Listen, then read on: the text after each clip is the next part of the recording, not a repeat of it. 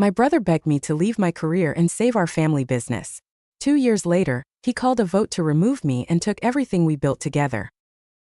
I gave up a 6-figure salary, rebuilt what he nearly destroyed, and the moment it was profitable again, he erased me from it entirely. My name is Cassandra Merritt. Everyone calls me Cass. I'm 43 years old. 15 years ago, I built a career from nothing, put myself through college on a combination of loans, scholarships, and overnight shifts at a distribution warehouse. Graduated with a degree in business management and started at the bottom of a logistics company, answering phones, filing invoices, learning every part of the operation from the ground up. By the time I was 38, I was a regional director of operations overseeing distribution networks across 4 states. Good salary, benefits, a team of 22 people who trusted me, a career I had built brick by brick with my own hands. I was proud of it, not because it was glamorous, it wasn't, but because it was mine, genuinely mine. Every promotion, every raise, every expanded responsibility came from work I had done. No one handed me anything. I want to describe what that career actually looked like before I tell you what I gave it up for, because I think the weight of what I sacrificed only makes sense if you understand what it was. 15 years of 6 to 7 day workweeks in my 20s while my peers were sleeping in and going to brunch. 15 years of learning to read a broken supply chain at 2 in the morning, and knowing which lever to pull to fix it before the distribution center opened at 6. 15 years of managing people, not just assigning work to them but actually managing them, which means understanding what motivates a 24-year-old floor supervisor differently from what motivates a 50-year-old warehouse lead, and finding the approach that gets the best from both. It means being the person in the room who doesn't panic when everything is going wrong and the vice president is calling every 15 minutes and the solution isn't obvious. It means staying calm not because nothing is wrong but because panic is contagious and calm is the only thing that lets you think. I built that capacity over 15 years of situations that required it. And by 38, I was someone who could walk into almost any operational crisis and find a path through it. That is what I brought to Merritt Sons. That is what my brother was calling for when he picked up the phone. And that is what he used, benefited from, and then discarded when the value had been extracted. 2 years ago, I walked away from all of it. Because my brother Wade called me crying, told me our father's business was about to collapse, and said I was the only person who could save it. So I saved it. I left my career. I relocated to Nashville. I spent 2 years rebuilding Merritt Sons Landscaping from the edge of bankruptcy into a profitable, stable, well-run business. And then, 8 months after we crossed back into the black, my brother called a formal vote and removed me from the company entirely.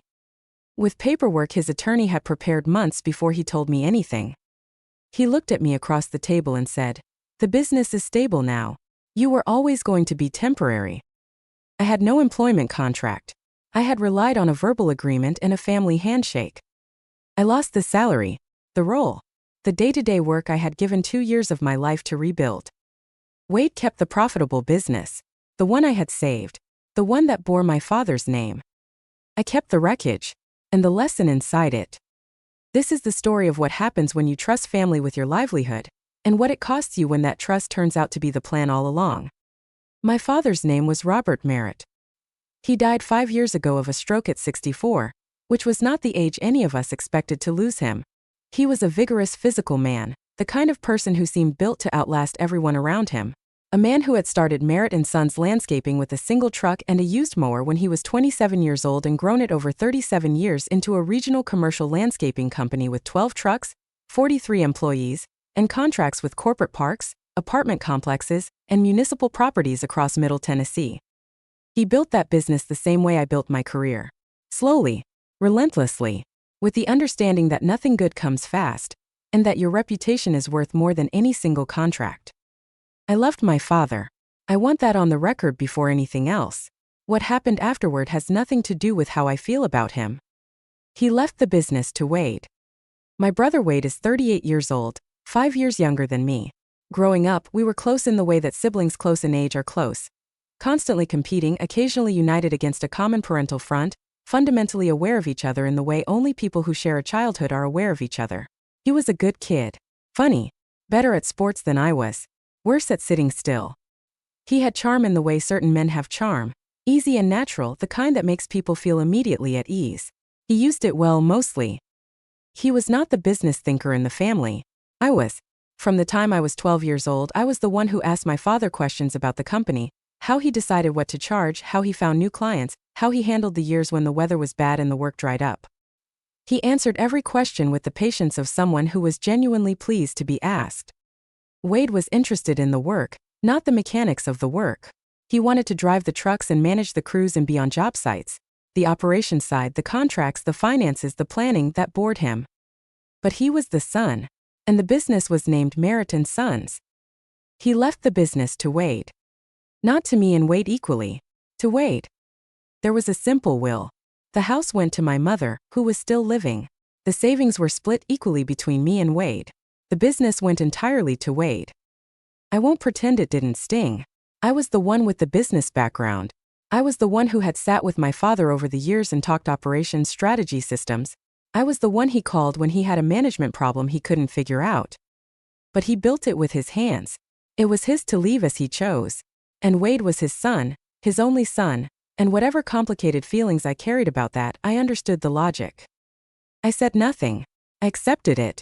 I went back to my life in Cincinnati and I kept building my career.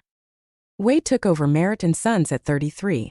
He had worked in the business on and off for years, driving trucks in summers during college, doing some crew management in his late 20s, but he had never run anything, never handled client relationships, never read a balance sheet with real consequence attached to it. He was enthusiastic. I'll give him that. He was also very quickly in over his head. The first year was rocky but survivable. Some turnover in the crew. A couple of lost contracts from clients who had been loyal to our father personally and needed time to be convinced of Wade. The second year was when things started to fall apart in ways that mattered. He hired too fast and managed poorly, and the quality of work slipped. When work slips in commercial landscaping, you lose contracts. And when you lose contracts, particularly the large municipal and corporate ones that anchor your revenue, you lose them to competitors who will not give them back easily. He also borrowed. Took on equipment debt to upgrade the fleet before the revenue could support it. Took on a small business loan to cover operating costs when cash flow tightened. Smart in theory if the revenue growth materialized. It didn't. By the time he called me, in the spring of 2.5 years ago, Merritt Sons was carrying approximately $230,000 in combined debt, had lost 4 of its 8 largest commercial contracts, and was 3 months behind on payroll tax deposits. He called me on a Sunday evening. I remember that clearly because I had just finished a long weekend at a leadership conference and was tired in the particular way that meaningful exhaustion feels, heavy but also satisfied. The phone rang and I saw it was Wade and I answered the way I always answered him. With warmth. With the uncomplicated affection of someone who still, at that point, had no reason not to. He was crying before he finished saying my name. I can't do this, Cass. I've tried. I've really tried. But I don't know what I'm doing and everything Dad built is about to be gone. I can't be the person who lost Dad's business. I can't live with that. Wade, breathe. Tell me where things stand. He told me. All of it. The debt numbers, the lost contracts, the payroll tax issue.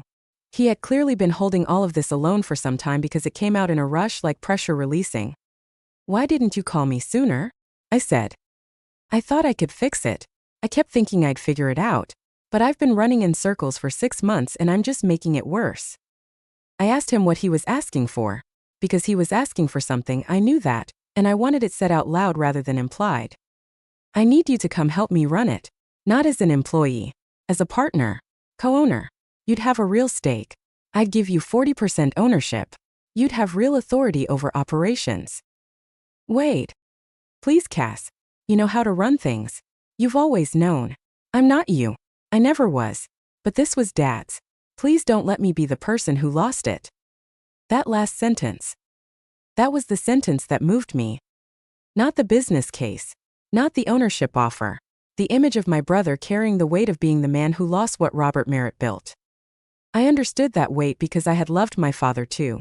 And because I knew, in whatever part of me is honest about these things, that if I could stop that outcome, I was probably going to. I told him I needed 2 weeks to think about it. To run the numbers myself. To understand what I'd actually be walking into. I spent those 2 weeks doing exactly that. I drove down to Nashville and spent a long weekend going through every file, every contract, every account. I built a clear picture of the damage and a rough recovery plan. The damage was bad. Not unsurvivable, but bad. The recovery plan was achievable. But it required someone who knew what they were doing to execute it, and it required at least 18 months of hard, consistent work before the numbers would reliably turn. What I found in that weekend of going through the books is worth pausing on, because it shaped my understanding of what I was being asked to do. Wade had not failed through malice or laziness. He had failed through inexperience compounded by pride. He had made the classic mistakes of a first-time owner who had grown up around a business but never actually studied how one worked. He spent on upgrades before the revenue could support them. He gave loyalty-based raises without tying them to performance metrics. He let client relationships drift because he assumed the relationships his father had built were durable and self-sustaining. They weren't. Every business relationship requires active maintenance, and Wade had not known that. None of this was shameful.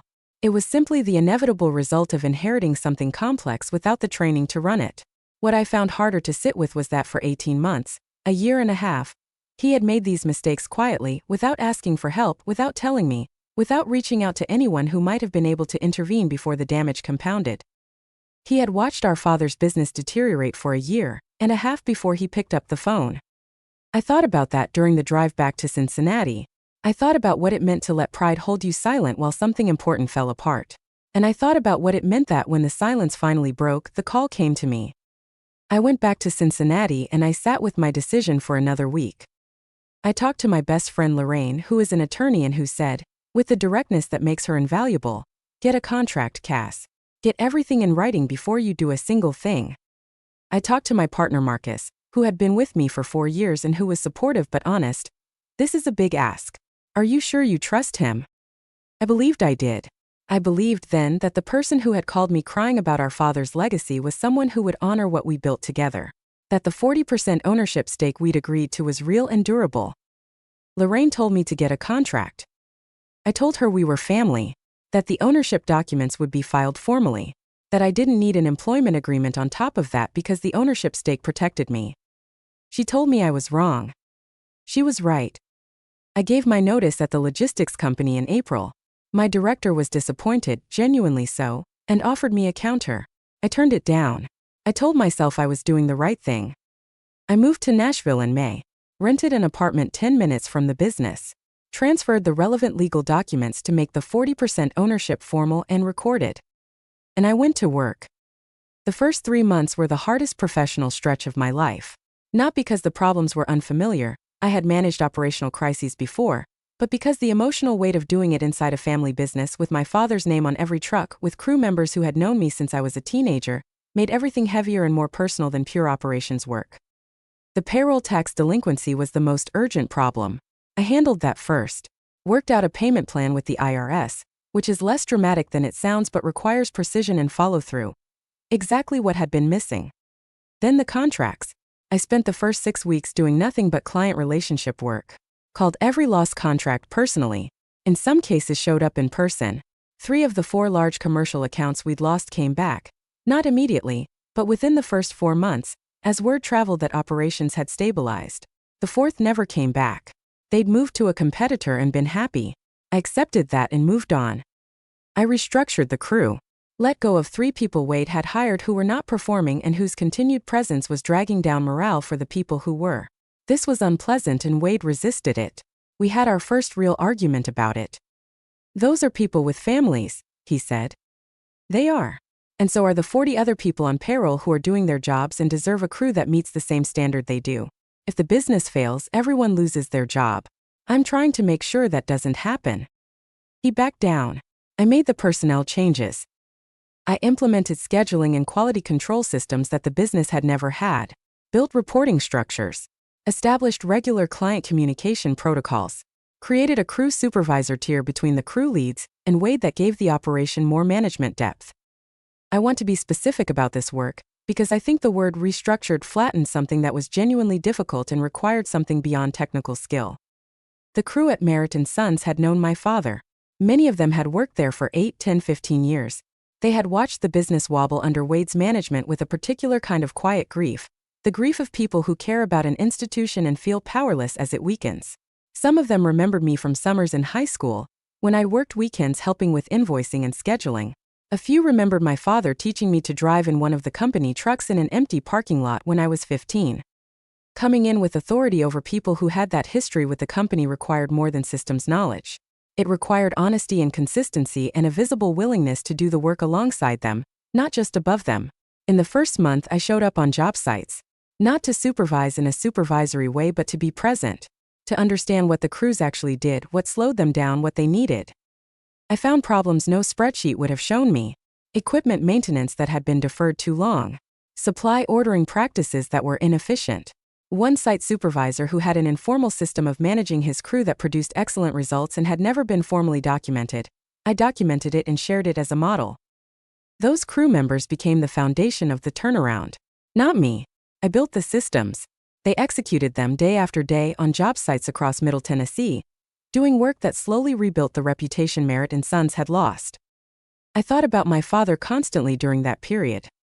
In month 8, we made payroll without drawing on the operating line of credit for the first time since Wade had taken over.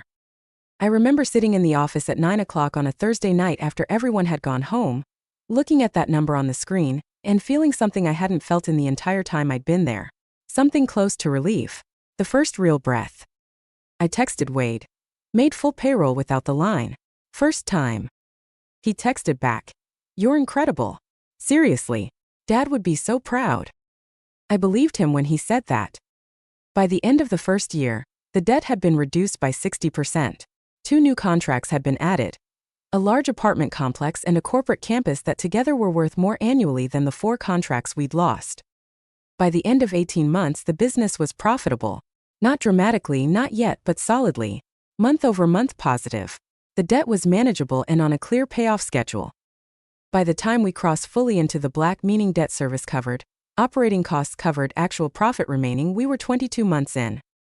I had rebuilt Merritt Sons Landscaping. And I was proud of that in the specific bone-deep way that you are proud of something that cost you real effort. That required you to give more than was comfortable, and still show up the next morning. Wade was warm during this period. Complimentary. Present. He deferred to my operational decisions, which was appropriate given that operations was what I'd been hired to manage. He focused on what he was actually good at, the relationship and culture side of things, keeping the crew engaged, being visible on job sites, remembering people's birthdays and their kids' names. He was genuinely good at that part. I thought we were a functioning partnership. I thought we had found our rhythm. 8 months after we crossed into profitability, Wade called me into the conference room on a Wednesday afternoon. He was seated at the head of the table. There was a man I didn't recognize seated to his right with a folder in front of him. "Cass," Wade said.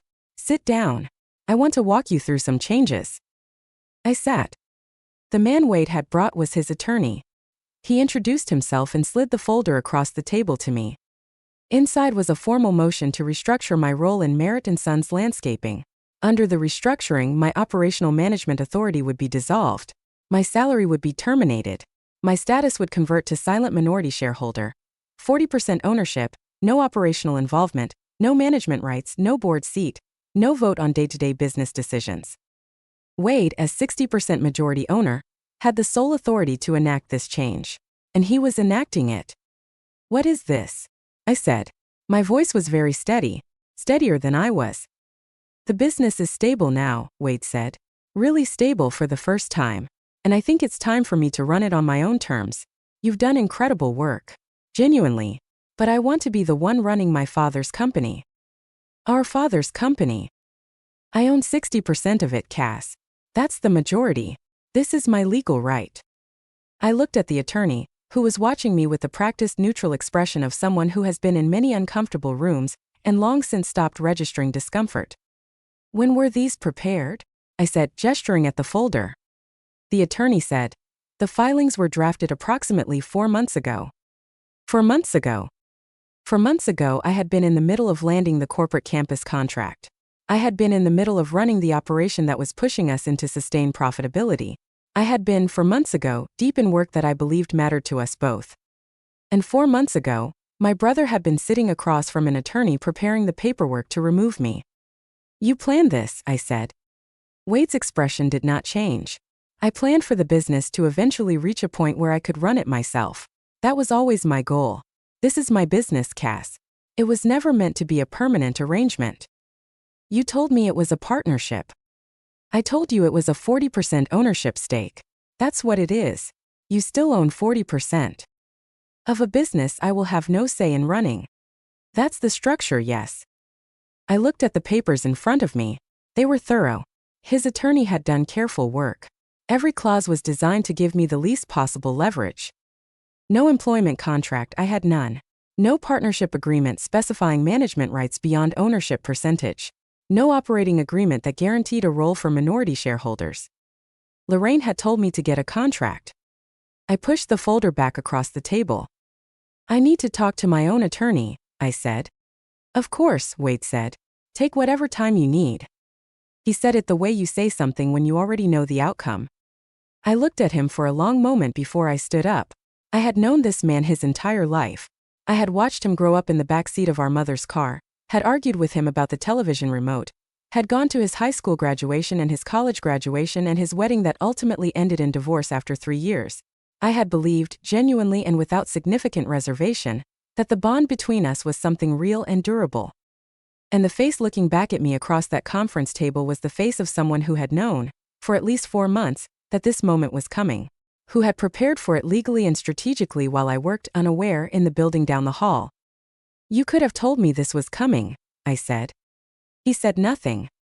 A conversation, a warning, something, instead of an attorney and a prepared motion. I didn't want it to affect your work, he said. I needed the business to reach stability before I made the transition. And there it was. He needed the business to reach stability. He needed me performing at full capacity, fully invested, fully committed, right up until the moment he didn't need me anymore. Telling me would have affected my work. So he didn't tell me. It was almost the same logic my mother had used when she stayed quiet about things that would affect us as children. The calculation that performance mattered more than honesty, that you could manage people more effectively by controlling what they knew.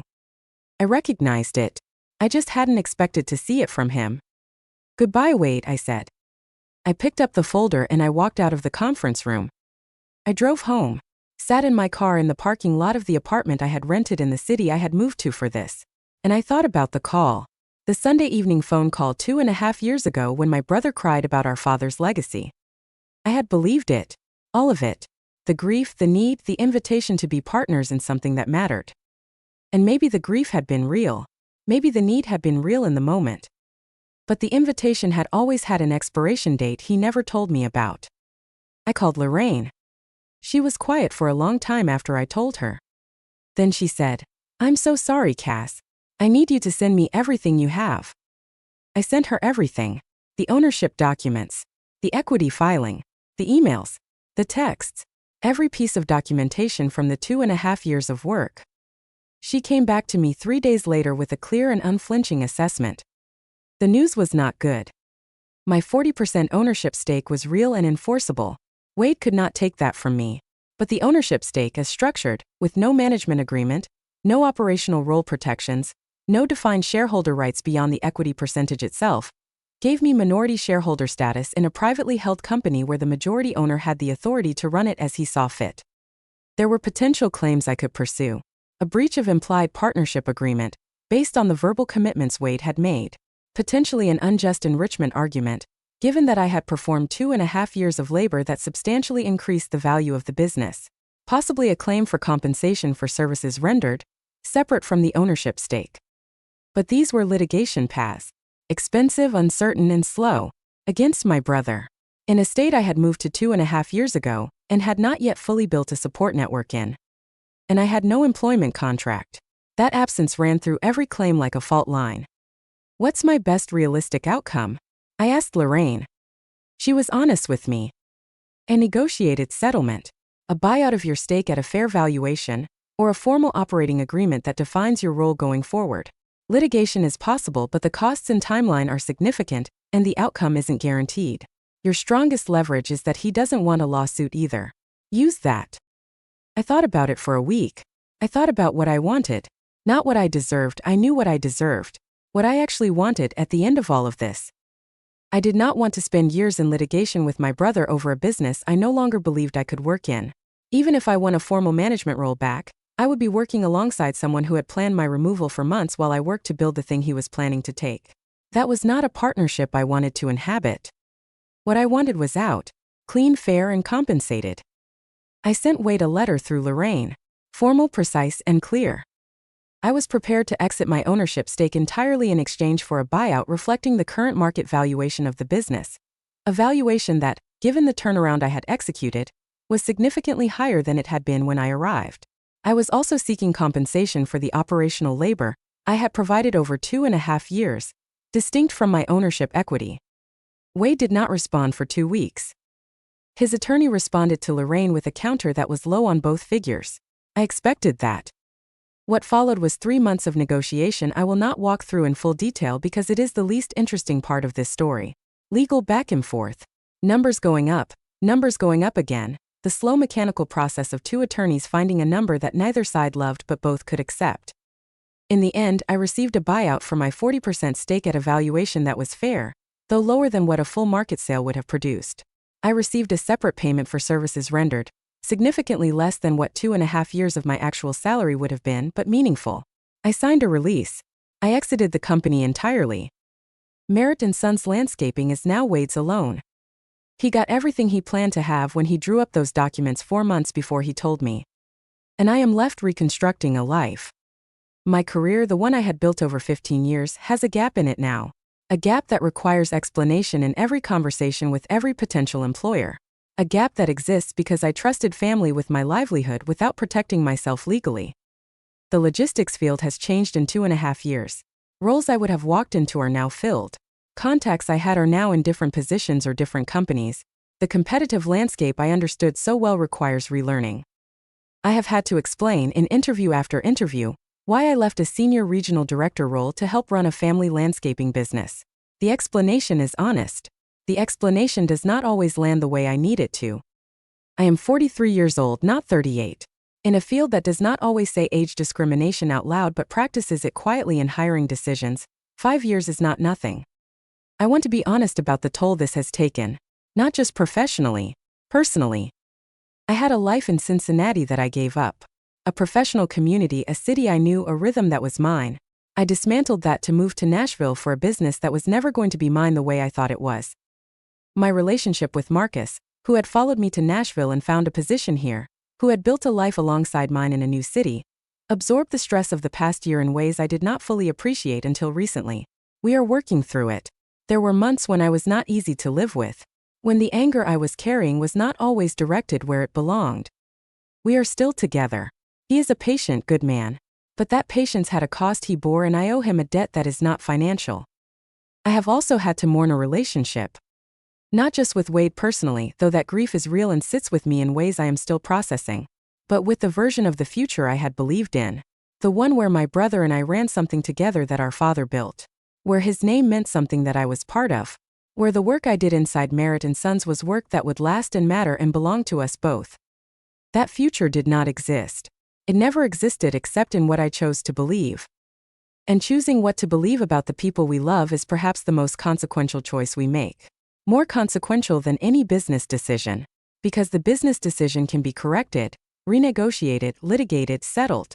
The belief, the fundamental willingness to be open to another person, once damaged in the right way, does not simply restore itself. I have thought a great deal about why I didn't see it coming. Not as self-flagellation. I try to resist the kind of retrospective blame that treats past trust as naivety, but as genuine inquiry. Because understanding the mechanism of a mistake is the only way to avoid it in the future. What I think now is that Wade's grief in that first phone call was entirely real. The fear of being the man who lost his father's business was entirely real. And in that moment of genuine vulnerability and need, he reached for me with genuine desperation.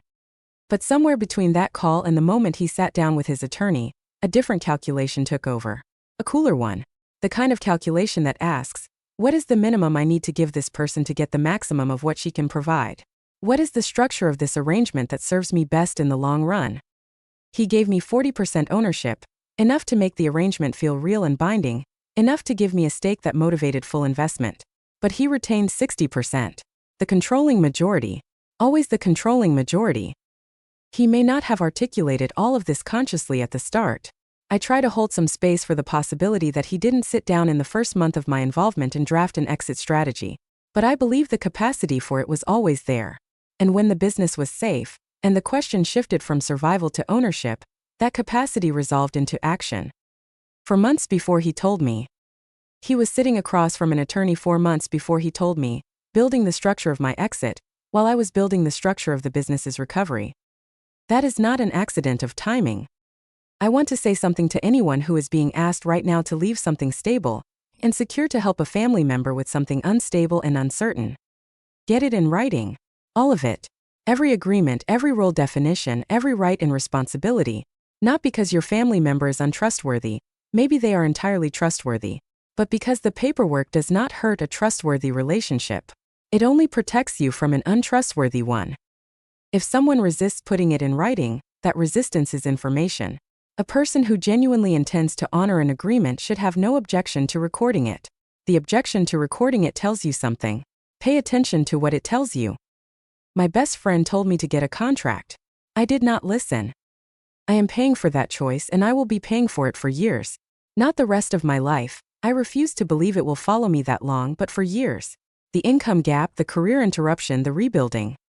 All of which could have been mitigated, if not prevented, by a document that would have taken an attorney 2 hours to draft. Please hear that. Wherever you are in your own version of this decision, please hear it. I want to say something else, too, about the specific loneliness of this kind of situation.